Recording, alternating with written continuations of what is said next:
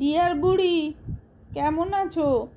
বড় ছেলের কাছে হিংসুটে ওই বৌমাটা কি তোমার পাশেই আছে? নাতি নাতনি কেমন আছে? ওরা কি সব স্কুলে? এতদিনে ওরাও হয়তো আমায় গেছে ভুলে।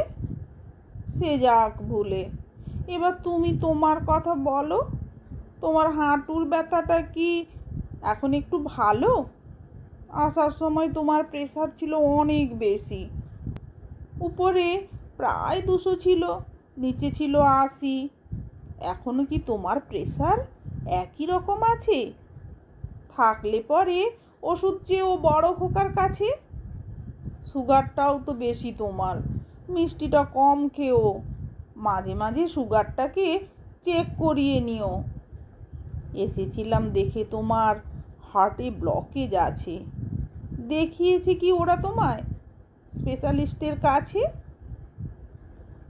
ছোট খোকার কাছে আছি, ভীষণ কষ্টে আমি। বৌমা বলে আমার থেকেও নাকি কুকুরটা তার দামি। সকাল থেকেই বাজার হাট আর যত ঘরের কাজ বৌমা আমায় করিয়ে নিয়ে দেখায় আবার ঝাঁঝ। আমারও তো শরীরটা আর সুস্থ মোটেও নেই।